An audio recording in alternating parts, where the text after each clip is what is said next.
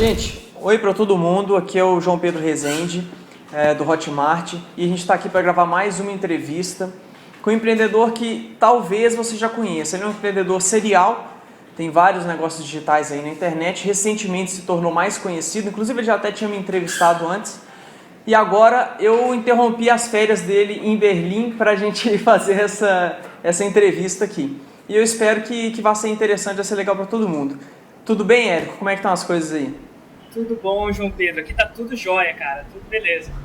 Legal, legal. Eu tô olhando um pouco para a câmera, um pouco aqui para a tela do computador para ver as reações, mas então só para vocês não estranharem muito, tá?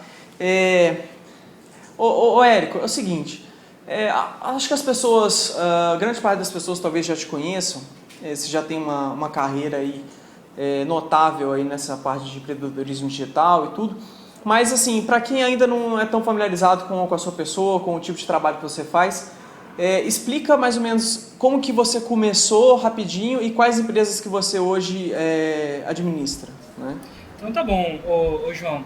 Eu tenho, na verdade, 5 empresas até hoje. Uma delas eu estou vendendo agora, então é uma empresa de apps, mas basicamente eu tenho 5 empresas. Uma é Ignição Digital, a outra é o Pro Leilões, a outra é o ClickMail e a outra é o ClickSite. Então, eu comecei do zero 5 vezes, né?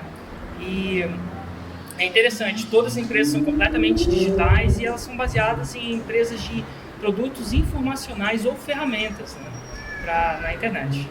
Legal, legal, muito bom. Agora, Érico, assim, a gente já sabe que você trabalhou já faz há bastante tempo, trabalho com produtos digitais e tudo, mas recentemente teve um marco, né, que você alcançou e que até onde a gente sabe, eu não me recordo de ninguém ter feito isso antes aqui no Brasil, né? Você pode falar um pouquinho como que foi essa história aí? É engraçado, cara, porque quando eu não sei se você sabe, o pessoal que você sabe, o pessoal da sua audiência sabe, mas eu comecei minha vida em banco de investimento, né? Eu trabalhava em Londres para banco de investimento, eu queria, enfim, fazer carreira. Na verdade, era meio que eu vivia um sonho.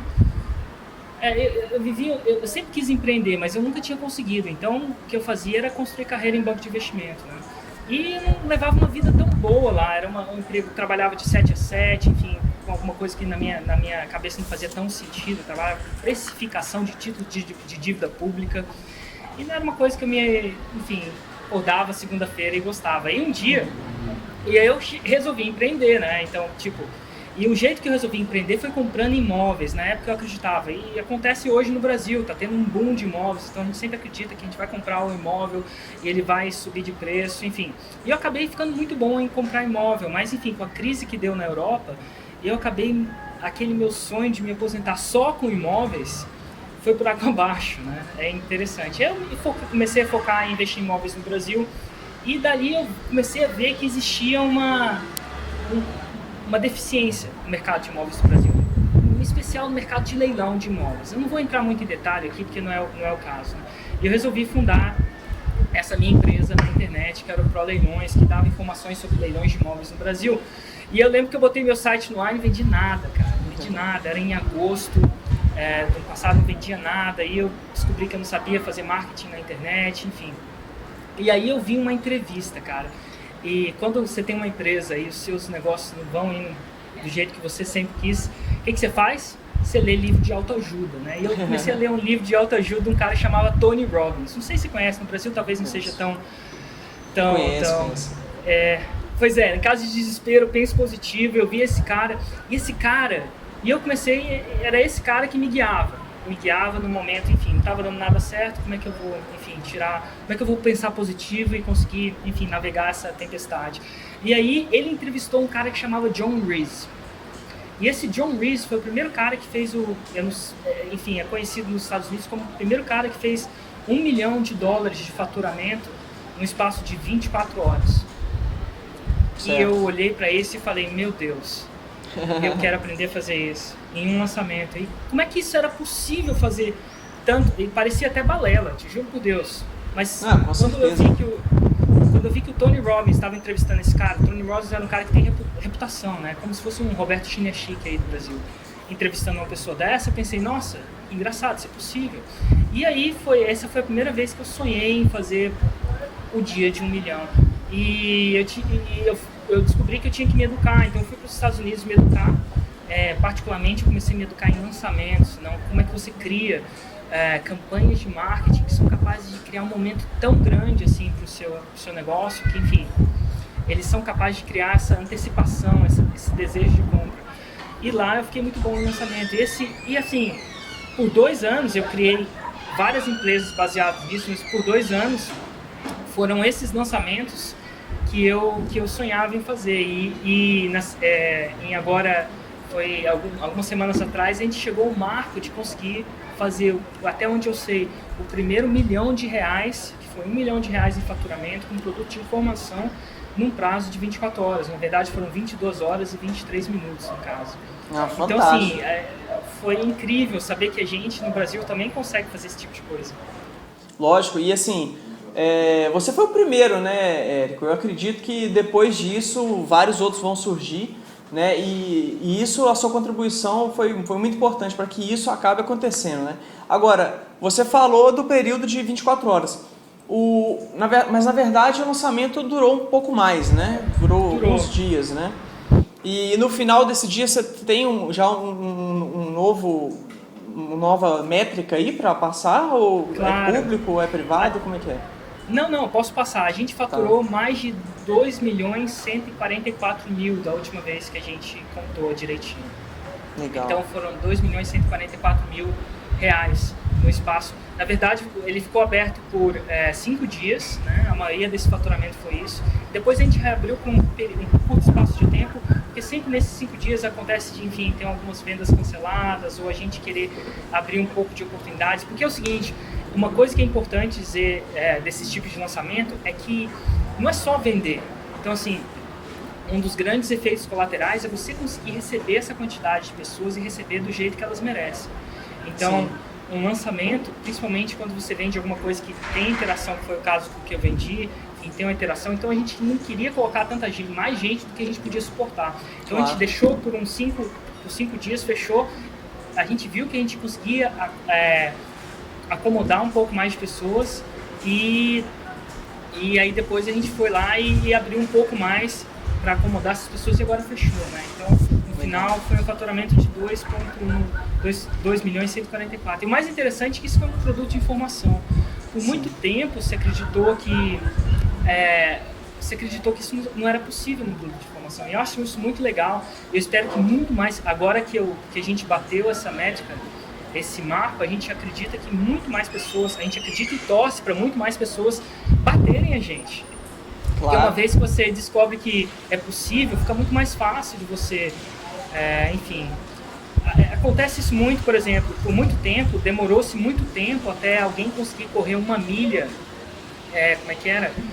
correr 1 milha em menos de 3 minutos. Né? E por muito tempo acreditou que isso não era possível. E aí um cara bateu, hoje em dia qualquer estudante de universidade lá nos Estados Unidos corre 1 milha antes de 3 minutos. Então a gente acredita que agora esse foi um marco muito bom para o mercado de empreendedorismo, um mercado de pessoas que, enfim, investem em produtos digitais. E a grande sacada é que agora é possível, todo mundo viu que é possível. Exatamente, a questão da crença, né? Se agora é possível de acreditar, agora as pessoas correm atrás e vão bater isso, né? Vamos dizer. Agora, exatamente. Olha só. E é isso que eu torço, sabe? É isso que eu torço. É isso que aconteceu nos Estados Unidos. Quando o John Reese bateu $1 milhão, era uma coisa fenomenal. Eu lembro que lá era tão incrível que uma vez ele foi convidado para... Essa é uma história muito legal. Ele foi convidado para falar num evento, se não me engano, do Michael Filsaime, que é outro guru lá. E ele bebeu num copo de papel, bebeu água. E a coisa era tão louca que ele deixou o copo do lado, aí foi um cara lá e pegou o copo e colocou o copo para ser leiloado no eBay. Então, assim, fazer 1 milhão é incrível. E eu sei lá quem comprou e vai lá, o copo que o cara comprou. Mas o fato é que, na época, era uma coisa de louco. Hoje em dia, nos Estados Unidos, já bateram o que eles chamam de $1 million hour, né? Que já foi feito mais de $1 milhão em uma hora. Aconteceram lançamentos de mais de $18 milhões, por exemplo, como o lançamento da Stompernet, né? Então, assim, hoje em dia, lançamentos multimilionários são rotina lá. Eu acho que muitos gurus que fazem lançamentos menores que 1 milhão, eles ficam chateados. Então, uma coisa que há 3 anos, hoje em dia é uma coisa normal lá. E é isso que a gente queria gostar de enfim, trazer para o Brasil também. Bom, acho que agora já tem um track record disso, já tem conhecimento nessa área, então assim, vai facilitar para quem realmente tiver essa ousadia de tentar fazer algo parecido, né? Agora, Érico, eu sei que você já faz isso há bastante tempo e você mesmo já disse que não é fácil, né? Às vezes a gente falando aqui pode parecer que é fácil, né? E na verdade não tem nada de fácil, assim. Existe sim regras, existe uma fórmula, né, para se fazer isso, porém não é uma coisa sim fácil de fazer, né? É uma coisa que você tem sim que ter dedicação, seguir os passos, mas existe aí um processo por trás, né? E eu imagino que nesse tempo todo e até mesmo nesse lançamento você tenha cometido algum erro, certo? Se você puder aí compartilhar então, se você cometeu algum erro que você cometeu, algo que você poderia ter feito melhor, e também assim, quais são os erros mais comuns, né, que as pessoas cometem quando estão lançando o seu primeiro produto digital aí, eu acho que isso poderia ajudar muita gente, se você puder compartilhar com a gente. O lançamento, vamos lá, um erro que eu cometi nesse lançamento foi não ter aplicado o que eu chamo, o lançamento, para você ter uma ideia, é como se fosse uma corrida de Fórmula 1. Então você monta a sua estratégia, mas eu diria que nenhum plano sobrevive ao campo de batalha. Existe uma regra, um ditado diz que nenhum plano, por mais que você planeje, você está lidando com o mundo real, você está lidando com as massas, e nenhum plano sobrevive ao campo de batalha. E um erro que eu acho que eu cometi é que no lançamento existe uma teoria que chama o efeito W, que se diz que se você fizer um webinário, que é um evento ao vivo, durante o lançamento, então o lançamento são um período de 3 vídeos, e durante o lançamento você pode conseguir fazer um webinário, né? Se você fizer um webinário no meio do lançamento, você, em teoria, se o primeiro dia faturou X, aquele webinário vai faturar um outro X. Entendi. Então, e como eu tinha conhecido, e o webinário é como se fosse na Fórmula 1, aquela quando você decide parar para trocar o pneu, ou você decide parar para, enfim, reabastecer. E durante o lançamento, eu ensino a fazer webinário por muito tempo, eu já fiz 78 lançamentos, no caso, né? Mas durante aquele lançamento, eu achei que eu não precisava, não devia fazer o webinário ao vivo. E eu pulei aquela parte, e eu fechei o lançamento sem aquele webinário. E eu acho que aquilo tenha me custado provavelmente 1/3 das vendas, no caso. Nossa. E é incrível, né? Então é incrível quando você olha nesse tipo de número. Mas ao mesmo tempo, eu acho que o mais importante de todos esses lançamentos é saber que no final de tudo, nada vai ser perfeito, né? Essa é uma das coisas que eu mais aprendi no empreendedorismo, é que feito é melhor que perfeito. E é muito fácil você olhar para trás do resultado, eu devia ter feito isso, eu devia ter feito aquilo, mas a gente tem uma cultura de celebrar. Então, ter pulado o webinário no meio do lançamento, eu diria que se eu tivesse uma máquina do tempo, eu teria voltado atrás e feito um webinário. Durante o carrinho tivesse aberto, eu diria que provavelmente eu teria tido um faturamento de 30% a mais ou menos. Mas Nossa. Isso aí é o que é. E eu imaginar, eu tentei no decorrer ali do processo, que não era tão testada, mas eu tinha uma grande oportunidade. Pode falar. Como?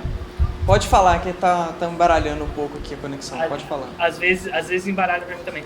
Mas às vezes, muito que é um lançamento é um pouco de tomar risco, né? Você tem uma forma, tem os fundamentos, mas você tem o seu tempero que você bota naquela receita, né? Então, o seu próprio tempero. E às vezes é bom, né? Podia ter dado certo, podia ter dado errado. Agora, um erro que eu acho que a maioria das pessoas cometem quando elas vão lançar, que eu acho, é que poucas pessoas focam na transformação. Elas tendem a focar os lançamentos dela no conteúdo que elas ensinam. Vou te dar um exemplo, tá? Tá. Um erro clássico, e eu vejo poucas pessoas acertarem esse, tá? E elas focam todo no que elas sabem. Então vamos supor que eu sei eu vou lançar um produto de emagrecer. tá? E eu vou focar em todas as técnicas que eu tenho para emagrecer. Então, durante o lançamento eu vou dar conteúdo sobre emagrecimento, eu vou falar que você tem que fazer, por exemplo, 3 abdominais de manhã, mas não à noite, eu vou falar que você tem que, sei lá, tomar um copo de café quando você acorda. Eu não sei ao certo, eu não sei emagrecer, inclusive, tá? E ela vai focar, porque ela é uma professora, ela vai focar em demonstrar, peraí, eu tenho que demonstrar que eu tenho conteúdo, que eu sei aquele conteúdo. Mas o que ela realmente precisa demonstrar no lançamento é a transformação. O que ela está vendendo não é como ela vai emagrecer, e sim, ela não está vendendo abdominais, ela está vendendo o resultado final. Então, o que ela precisa mostrar, teoricamente, mostrar constantemente no lançamento, é que aquele resultado, no primeiro vídeo, que aquele resultado é possível. E por que ele é possível? E logo no primeiro vídeo, então, ela teria que antecipar o resultado para a pessoa, na cabeça da pessoa, certo? É isso? Exatamente. Não necessariamente ensinar, porque não é fácil ensinar esse tipo de resultado. Mas ela tem que mostrar que aquele resultado é possível. E por que é possível? Então, no primeiro vídeo, ela vai falar, vamos supor, eu vou te ensinar a emagrecer, a auto-derreter gordura em 48 horas durante 8 semanas. Nesse momento, quando ela é uma transformação. E por que isso é importante? Porque você vai, por exemplo, ter o corpo que você sempre quis ter, sem, por exemplo, continuando comendo o que você sempre comeu, alguma coisa do tipo, tá? É difícil de criar um lançamento agora na cabeça, mas o mais claro. Importante é que a maioria das pessoas vão focar, e para fazer isso, você tem que fazer isso. Vai focar em só ensinar no lançamento, quando o que ela precisa focar no primeiro vídeo é demonstrar que aquilo é possível. Peraí, como é que ela demonstra que aquilo é possível? De repente, entrevistando um cliente que aconteceu aquilo. Um depoimento, né? Ou, de repente, demonstrando que mudança de paradigma faz aquilo possível. Entendi. Então, demonstrando que erros que as pessoas fazem. Mas é muito importante durante o lançamento você criar focar muito mais. Na verdade, quando você está fazendo o lançamento, é como se você for vender uma furadeira, você não está vendendo uma furadeira, você está vendendo um buraco na parede. E a maioria das pessoas esquece isso. Claro. Não, excelente. Eu acho que essa dica aí já vai ajudar muita gente aí nos próximos lançamentos, e eu concordo plenamente. Eu acho que você conseguir antecipar o resultado na cabeça da pessoa é muito mais importante do que você ficar falando características do produto, o que está ali. Obviamente que o outro também é necessário, mas o que causa mais impacto acaba sendo isso mesmo, né? É a transformação. Ninguém quer comprar abdominal, o pessoal quer comprar o resultado final, que é a barriga de tanquinho, o que seja. Exatamente, legal, muito bom. Agora, ô Érico, assim, como você falou, você já fez 78 lançamentos, né? Me corrija se eu estiver enganado aí. Já tem uma experiência muito grande nisso aí já. Dá 3 dicas aí, assim, a pessoa está querendo criar ela não tem ainda o produto, tá? Não tem nada, vamos dizer, ela não tem audiência, não tem o produto, não tem nada. Ela só sabe que ela quer ser um empreendedor digital e ela quer criar um produto dela para colocar no mercado. O que você dá 3 dicas para esse cara que está no ponto zero, vamos dizer assim. A única coisa que ele tem é muita vontade, entendeu? Olha, esse cara já tem uma ideia do que ele quer vender? Tá, vai que tem. Vamos supor que ele é um profissional que atua em algum segmento de mercado, por exemplo. Pode ser a nutrição, pode ser o mesmo exemplo aí que você já estava dando. Então tá bom, vamos supor que o cara seja um expert em nutrição. O primeiro passo que muita gente, talvez para muita gente que me segue já sabe disso, mas quem não sabe, são 2 coisas fundamentais que permite que um lançamento seja muito importante, que seja muito impactante, tá? O primeiro passo é construir uma lista. Mesmo sem produto, mesmo sem... Enfim, se você está no nicho de nutrição, é muito importante que você construa uma lista e crie um relacionamento com a lista. Então, seja como for, você tem que ter uma página de captura em algum lugar do seu website que ofereça uma recompensa para quem se cadastrar naquela lista. Então, é muito importante. Sem lista não dá para fazer nada. Eu diria que uma lista não precisa ser muito grande, João. Eu fiz um lançamento e teve várias pessoas que competiam como afiliados naquele lançamento, que é um lançamento externo, tá? E nesse lançamento eu vi pessoas com listas ínfimas, pequenas, baterem pessoas com listas gigantes. E isso aconteceu porque elas tinham um grande relacionamento com a lista. Então, passo número 1 é construir uma lista, tá? Legal. seja ela como for. Passo número 2 é criar um relacionamento com essa lista. E o jeito que se cria um relacionamento, isso acontece muito antes de vender, é dando alguma coisa de valor para essa lista. E essa lista vai te falar se o relacionamento estiver alto, ela vai comentar, ela vai dizer se ela está gostando, se ela não está gostando. E se você criar esses 2 primeiros passos, se você conseguir esses 2 primeiros passos, o lançamento em si vai ser muito mais fácil. Tá? Você está completamente simplificando a coisa. Então a maioria das coisas se constrói uma lista. Se você já tem uma lista, foca em construir um relacionamento com ela. Manda 2 ou 3 conteúdos de super qualidade para ela, que ela não vai encontrar em lugar nenhum. E ela vai, quando você for lançar alguma coisa, você vai simplesmente... eu diria que o lançamento acontece muito antes do lançamento acontecer. Isso é fato. O lançamento de sucesso tem sucesso muito antes do lançamento acontecer. Claro. Agora, a batalha é ganha antes de pisar antes de pisar no campo de batalha. Com certeza, né? Desde o planejamento ali você já sabe mais ou menos, vai sentindo a temperatura do lançamento, já vai saber. Agora, a dúvida que sempre chega assim, e que impede as pessoas de darem o primeiro passo, né? É o que eu vejo assim. Como que a pessoa pode começar a construir uma lista? Tá? Essa dúvida que impede as pessoas de dar o primeiro passo, porque obviamente a lista é uma das coisas que você precisa para ter um lançamento de sucesso. Depois tem milhares de coisas ali que você explica lá nos seus treinamentos e tudo, mas o primeiro passo que vai começar a motivar a pessoa é ver a lista crescendo. E o que você dá pode ser uma dica só, assim, uma pessoa que quer começar a criar uma lista, que métodos que ela tem, o que ela pode fazer, entendeu? Primeiro, eu acho que a primeira coisa que ela tem que fazer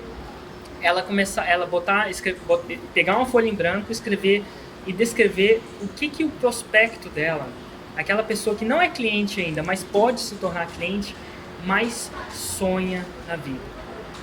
Então ela sonha, por exemplo, em emagrecer, por exemplo. Ou ela sonha em, se é o cara que no nicho de tocar guitarra, ela sonha em tocar guitarra igual, sei lá, o Joe Satriani. O que ela sonha, tá? Então você escreve o que ela sonha. E depois você escreve mais abaixo quais são, se ela sonha aquilo, ela já tentou alcançar aquilo, de alguma forma. Quais são as maiores frustrações, quais são os maiores obstáculos.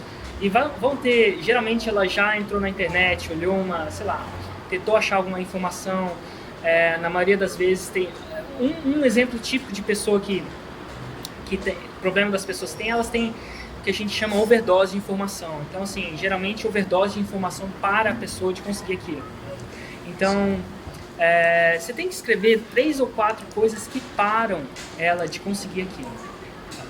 Então, e geralmente a grande sacada é você criar alguma coisa que resolve aquele primeiro problema, tá? Então, alguma coisa que leve aquele prospecto mais perto do que ela sonha. Não? E aí você oferece isso como um conteúdo, e esse seria o seu primeiro conteúdo. Você oferece aquele conteúdo para quem, se cadastrar na sua lista. Então a proposta tem que ser irresistível bastante para a pessoa querer dar um e-mail, porque hoje ninguém quer mais informação. E todo mundo quer seu e-mail, né? Você vai ter que escolher bem para quem que você vai entregar. Porque... Exatamente, tá? Então o que acontece? A grande sacada é você dar uma coisa de tanto valor, que a pessoa vai querer, quando você para de mandar e-mail, a pessoa reclama, fala assim, Érico, pelo amor de Deus, me manda mais conteúdo. Tá, legal. Ô, Érico, cara, achei ótimas as dicas, tá? Nosso tempo que já está acabando já, a bateria da câmera vai acabar já. Mas eu queria te fazer, primeiro assim, te dar os parabéns de novo pelo que você conseguiu. Eu acho que realmente entrou para a história aí, foi um marco muito importante. Parabéns para você, para o Hugo, para todo mundo aí da Ignição Digital, da equipe da Fórmula de Lançamento. Achei assim, parabéns mesmo, tá? Agora, isso foi um grande marco. Agora eu quero te perguntar rapidinho aí, se puder falar, qual que é o seu próximo grande marco que você quer atingir? Pra gente encerrar. A gente tem alguns projetos aí,